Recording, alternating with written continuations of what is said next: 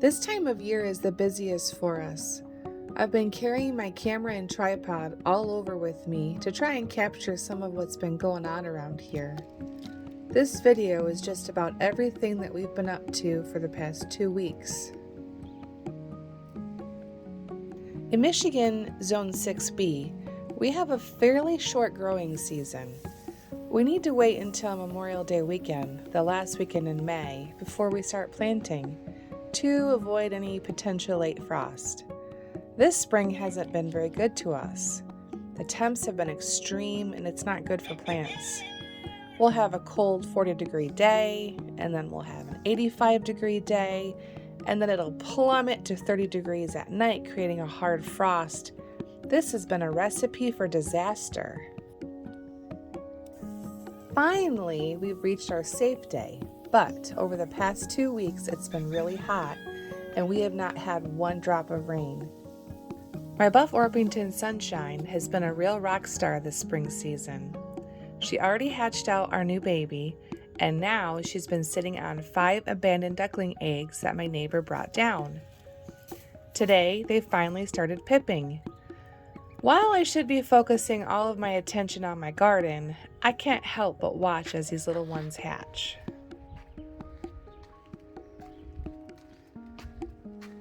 My husband Mike has built by hand all of my raised bed boxes. Every year we extend the garden and he builds more boxes. This year I told him it will be my last box. I think. I wanted a taller bed for my herbs because I do a lot of harvesting and dehydrating out of the herb bed, and it can be backbreaking to bend over the bed. He wanted to build the bed in the barn because it was more level. My garden is on a bit of a slope, but I think it just helps with the drainage. You can't really tell when you're in the garden anyhow. But I'm proud of Mike. This is a computer guy and a trained chef that has had no previous experience building anything, and now he builds log stands, my garden boxes, and he wants to have a go at building a greenhouse for me next spring. Come on, little baby. Babies have been such a distraction, but a good one. Every time I talk to them, they perk up and they try harder.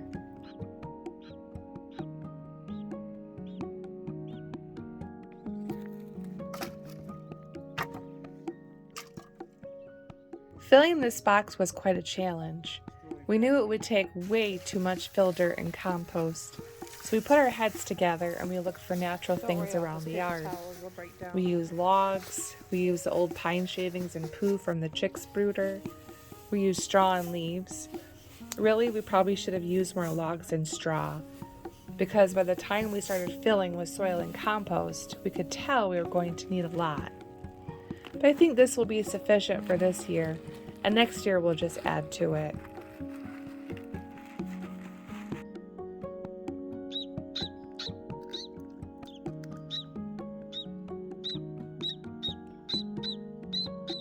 Here comes baby number 1.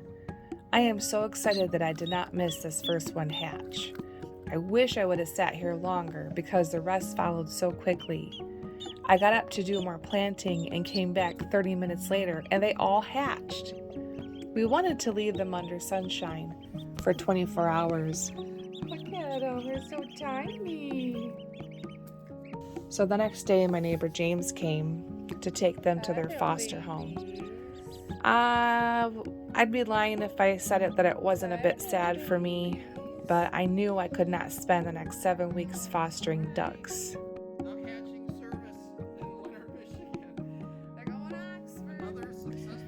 So instead I spent the next few days putting more plants in and trying to keep my plants alive with this heat and no rain.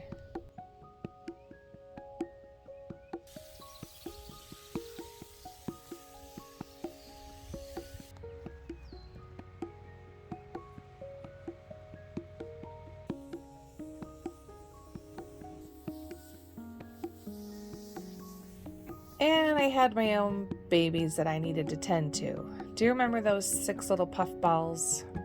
They're getting big, fully feathered, and now they need to be moved outside. I used a dog crate with no bottom for a couple of days to acclimate them to the outdoors before permanently moving them out.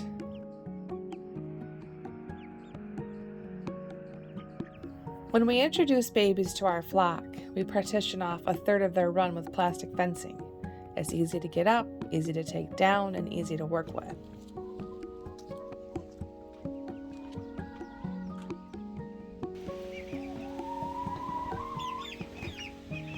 This way, the older girls can see the new babies, but they can't get to them.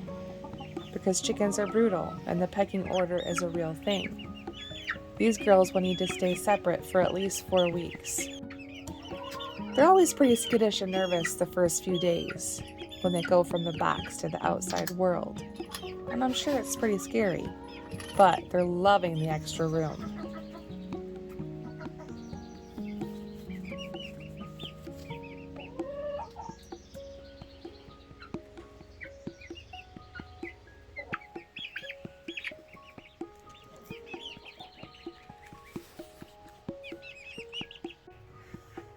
Now that the big girls have been evicted, we move the little girls to the bigger box.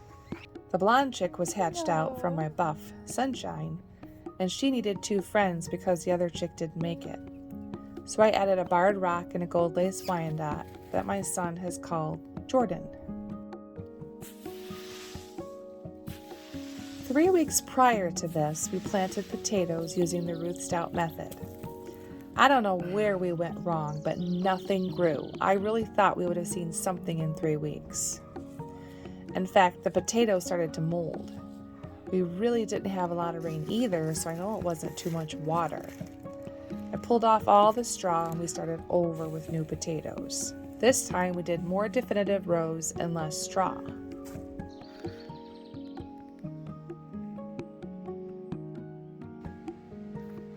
Now we're all caught up and this is 2 weeks later. It's been a hard 2 weeks with blazing heat and no rain. Not exactly a perfect mix for new plants. Everything in my garden has struggled. I mean everything.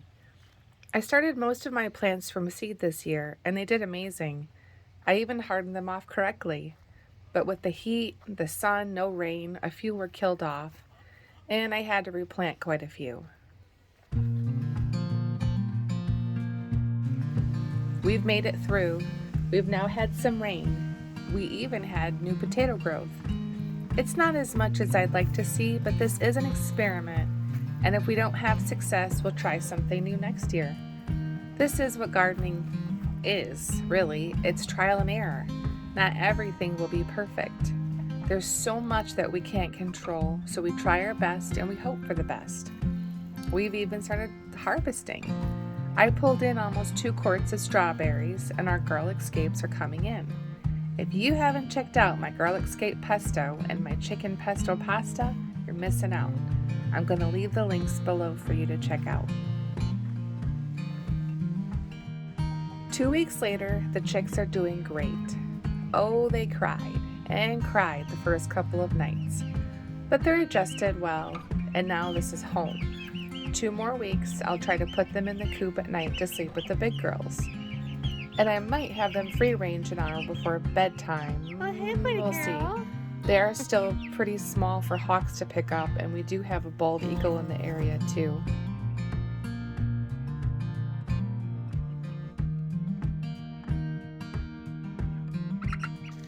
This is Henrietta. This girl will not snap out of her broodiness. She keeps puffing up like a great big turkey. Let me give you a tip. If you do not want broody chickens, don't get buff orpingtons. These girls go broody all the time. I want to say thank you so much for supporting me in my YouTube endeavors. Growing on such a large platform is not easy, but I know that I have a great community backing me. I'm striving to hit 750. I want to do a drawing. See this cute solar butterfly? It will make a great addition to your garden. All you need to do is like this video, subscribe if you haven't, share this video, and leave me a comment so I know who I can add to my drawing.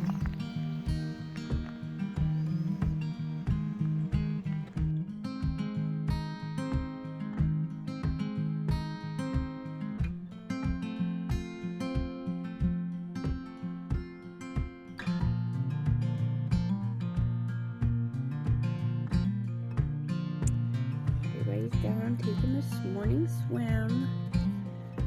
There's 3 mothers watching closely. It's babies.